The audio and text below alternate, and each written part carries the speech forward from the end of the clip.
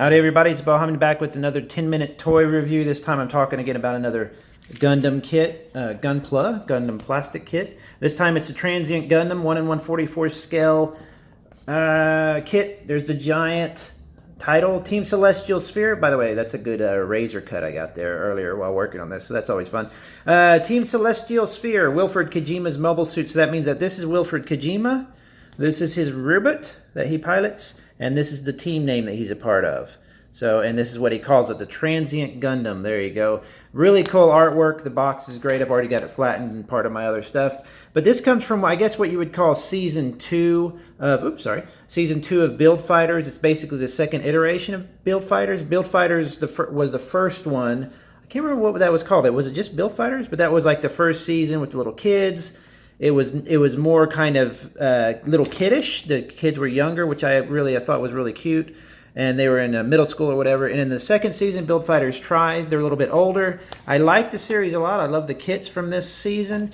But one of the problems I had with the season was how they treated the female characters. They kind of sexed them up and treated them a little bit like they were emotionally unstable. It's just really kind of silly. But other than that, the series is a lot of fun. The new season, the season 3, I guess you would call it, which is Build Fighters, or Build Divers, I should say, is fantastic, and I've covered a few of their kits. I'll cover some more here in a little bit. But this is the Transient Gundam from Season 2, or I guess what you would call Build Fighters Try. I don't know if people refer to Season 2. So let's just go over some of the stuff that I liked and some of the stuff that I didn't like. As you can see, there's a ton of effects parts. I want to go over first in this kind of, really basic stand here. But one of the things about some kits is that makes Gunpla a great value is some of them come with the stand. Now see, this is just literally 3 pieces of plastic that are held together with tension. But even just that alone is something, it's a really nice touch. And I'm telling you, if they put even a cheap stand like that in every kit, you'd hear a lot of people complain less about shelf space. Because I have to go out and buy stands. Now, granted, the stands are great. You can do some neat stuff. But even just having these with every kit, they don't take up much room in the kit.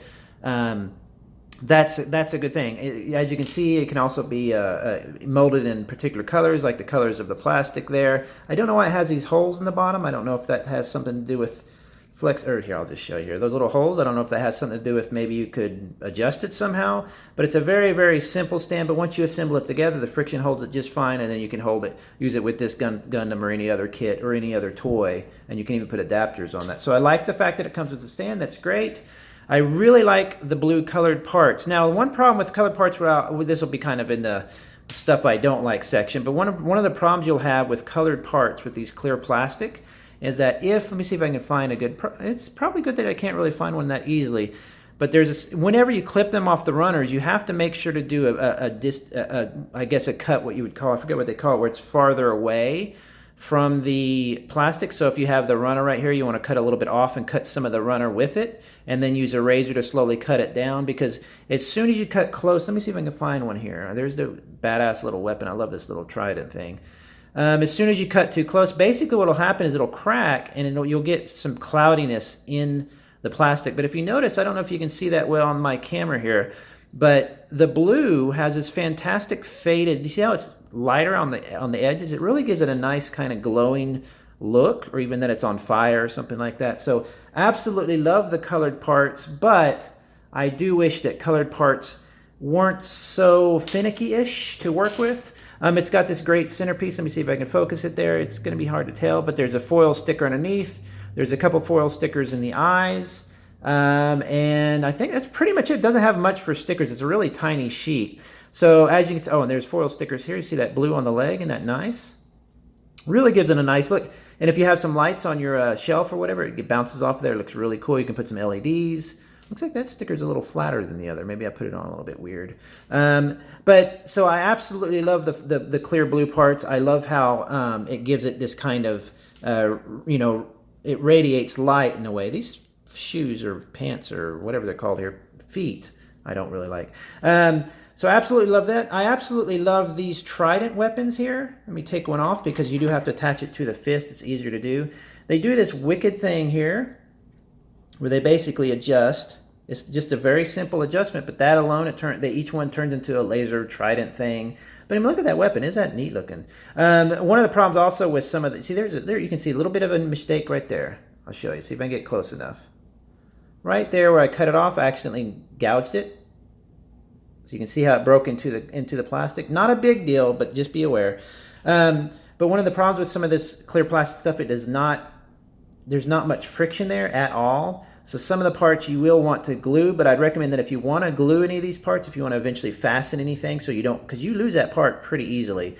Make sure you do all your panel lining and stuff first, like all paint or whatever you want to do. I'm just going to do a basic black panel on in here to bring out some of the cool details. But I mean, that's just a wicked cool weapon. I like it that I like melee weapons on Gundam. I don't like the big guns and stuff, so this is really, really cool. So you see, it just fell off. This had a clear plastic part on the back, but you can see it just literally slipped off. I almost lost it like 3 times, so I'll have to end up gluing that one. So it's got this really cool kind of I'm going to go ahead and take that off for now. It's got this cool adjustable backpack that makes no sense at all. It's just kind of a thing, but it looks really cool. You can put this out, and he has like this kind of he kind of radiates out. Very, very flexible. I like how flexible this one is. You can put them in all sorts of crazy poses.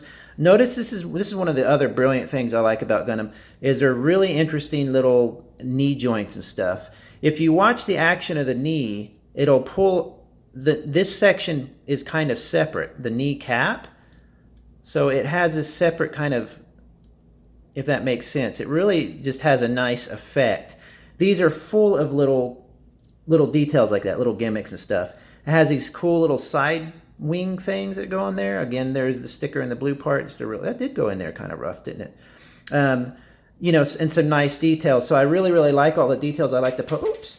Again, it's gonna just do that. I like the posability of it. The head rotates around pretty well. You can't do much looking up. There's also some stickers inside the neck or the head there. Really basic stuff, but again, they look nice enough. They give it a really nice little kind of glint of light.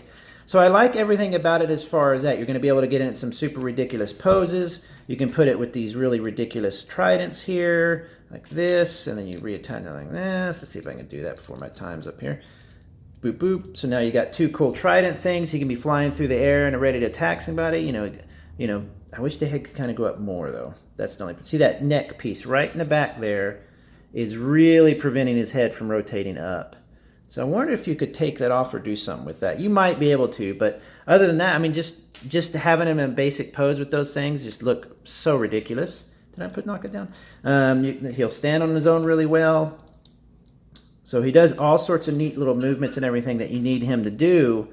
But let's be honest, the way you're going to be using this kit is that you're going to be using the little stand with it and putting it on your shelf in a kind of a cooler flying pose. That's exactly what I'm doing it.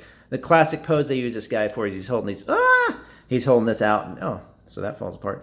He holds them out kind of to the side. So I love the posability. I love the clear plastic parts. I love all that. I also love the fact that there's not too much for seam lines. As I kind of rotate it around here, you'll be able to see that. There are some in the classic spaces on the arm there, but that's just a really small, oops, sorry. That's a really small area, so not hard to cover up at all. You have some on the calf, the classic calf seam line. Again, though, it's a nice flat area. Should not be hard to do at all. If you don't do seam lining, that's cool. Look, they didn't have any on here, so that's great. You're going to see these separations like this, but these are where the armor literally separates, so that's acceptable. It's not a seam line, if you're not into seam lines. So really, you've got the forearm, you've got the calf, and the head, if you want to do the head, but even the head is hidden pretty well because what they did on the head was this interesting thing where one half was smaller than the other, so it kind of pieces together more. It's hard to explain. It's not asymmetrical. What I don't like about it is that these clear plastic parts can be kind of fragile and can be not fragile, but they can spider web so easy whenever you're cutting them apart.